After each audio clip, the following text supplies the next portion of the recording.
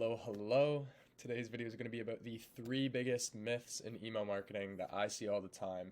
In 2024, people still don't quite understand either the importance and power that email marketing holds or the know-how on how to set it up for them in a way that works. So today we're going to be breaking down some of the misconceptions that I see and kind of busting those myths. So the typical direct-to-consumer funnel looks something like this. People start off in the awareness stage, just understanding, like first seeing your brand, first getting a look at your products, and then they go into the consideration stage where they're kind of mulling it over. Maybe they're kind of interested, but they're not nearly going to buy yet. They're just looking, and then they get to their first conversion, and then you retain them and keep them loyal, and have them get repeat purchases and referrals. So that's the main e-commerce funnel. And without email, that looks something like this, where you get website sessions from paid ads, organic media, that type of thing. And then out of the people that view the website, a certain subset of that will view a product.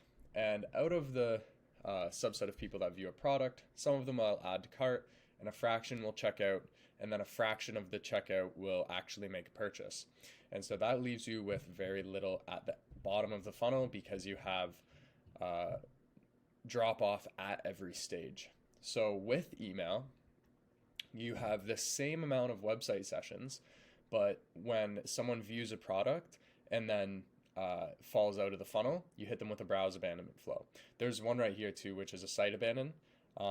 So when someone views the website, if you have their email, you can hit them with a site abandonment flow and get them right back into the top of the funnel.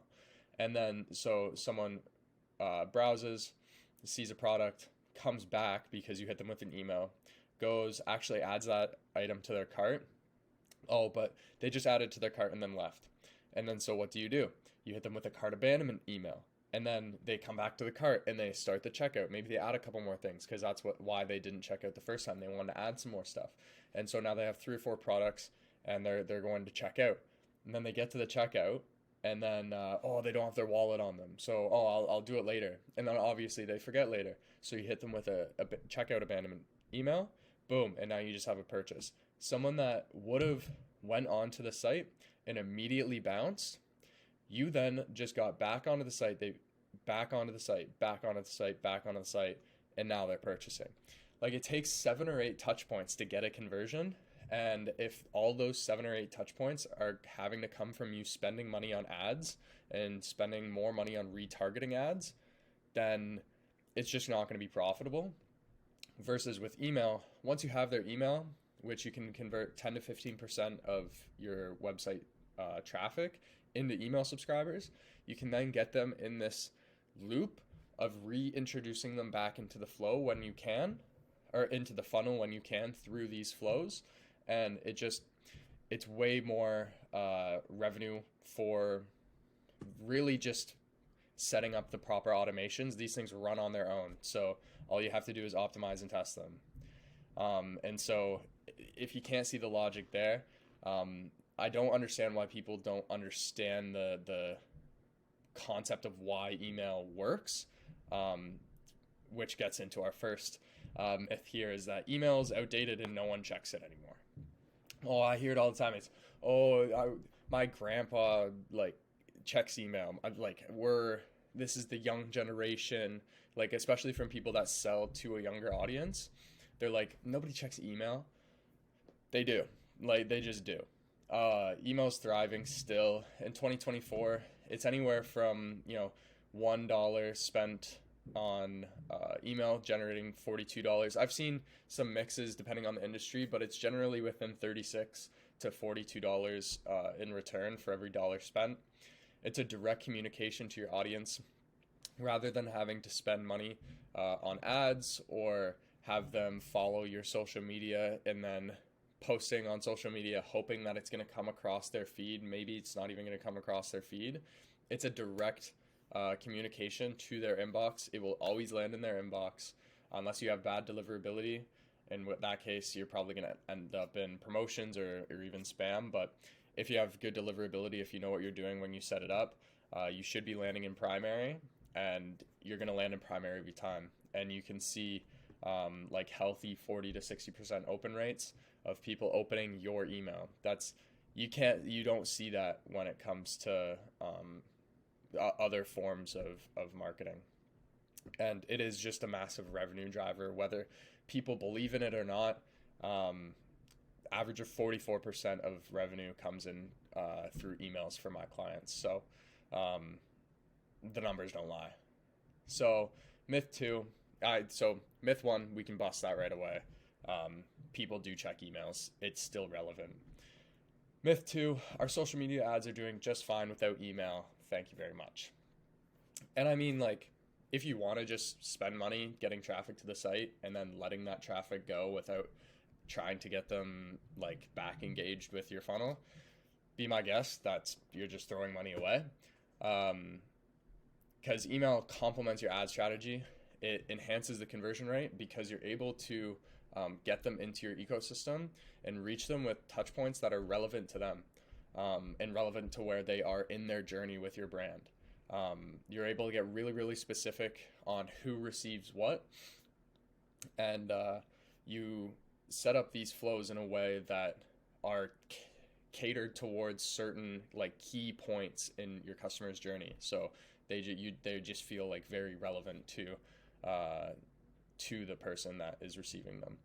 And so it ends up enhancing the conversion rate of that traffic from your ads, making each conversion more cost effective without spending any more money.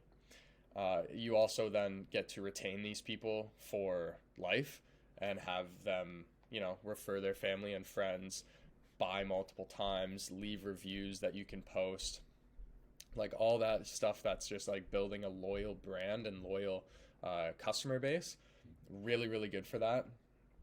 Not to mention that you actually own an email list. You don't own your ad accounts. They can be shut down at any point. I've seen it like tons and tons of times. It's scary that, the people over at Meta or Google or whatever can just like, boop, you're done. You can't advertise anymore for whatever reason. Like they can just like flag your account and now you can't post ads. That's not the case with email. It's an asset that you own. No one can take it away. It's yours. So that's myth 2 busted. Myth 3, every brand already has an email system in place. And this is one that like, I do understand why people say this. And it's because there's so many people out there that say, we do email marketing, or like people will have misconceptions on what email marketing is. Some people will think email marketing is just like sending, the order confirmations, or it's having one email that they send every quarter for a certain sale, or it's like things like that. They consider that email marketing, and it's like, brother, that's like sending one ad every 4 months, spending $10 on it and being like, yeah, I have a good ad strategy. You don't. So but this is a question that I asked myself when I first started. I'm like, should I do email marketing? Well, let's see if there's like an opportunity for me here to improve what people currently have. And so I went, and I've been doing it since, so I don't know. It's in the thousands, because the first batch of ones I did, I signed up to 2,000 different I went and basically overviewed 2,000 different e-commerce brands. And if they had an email list, I signed up. These were big brands. Like some of them were like 500,000, couple million monthly views. A lot of them were usually probably within 75,000 to 250,000. That's the majority of them. 7% had nowhere on the site to sign up for an email at all. No pop-up, no embedded form, nothing. 45%. Look at that number. Almost half. I signed up to their email list and they never sent me anything. They didn't send me a single thing. And when I was first doing this, I was like a couple hundred in, and I was kind of looking them over, and I'm like, these people haven't sent me anything. And I was like, okay, maybe like I typed in the email address wrong, or something on my end was wrong, right? And so I went back to some of these sites and I tried signing up on a different email, and like check back in a couple days. They never sent me anything. So these people are literally collecting emails for no reason. They're not sending anything. This is your competition, guys. 45% are collecting emails and not sending anything. It's insane.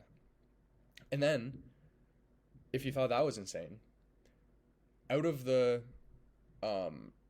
rest of them that had places to sign up for the emails, 42% of them were like, there was a glaring mistake that they were making. Either they were sending, one email in the first 3 weeks of you being subscribed, or the quality of the email was just like a big block of text, or it was, images aren't linked, or there's no CTA in an email. It's just like really like low level emails, or it's like you can tell the difference between like flows and campaigns if you have the eye for it. And so it's like, I can see that they only have 2 emails in their welcome flow, and it's like right there, they're missing out on a lot of opportunity right there. So that 42% of brands fell into this category, which means that only 6% had a place to sign up for an email, and then they sent you good emails. Like I was trying to be very like liberal with giving out good ratings for these emails, because the way I considered it was like, if I couldn't significantly improve this and make it like 10%, 20, 30% more profitable, then I'll just like consider that one a good one, and I'll put that in the good category. 6% of emails got put in that category, or 6% of brands got put in that category.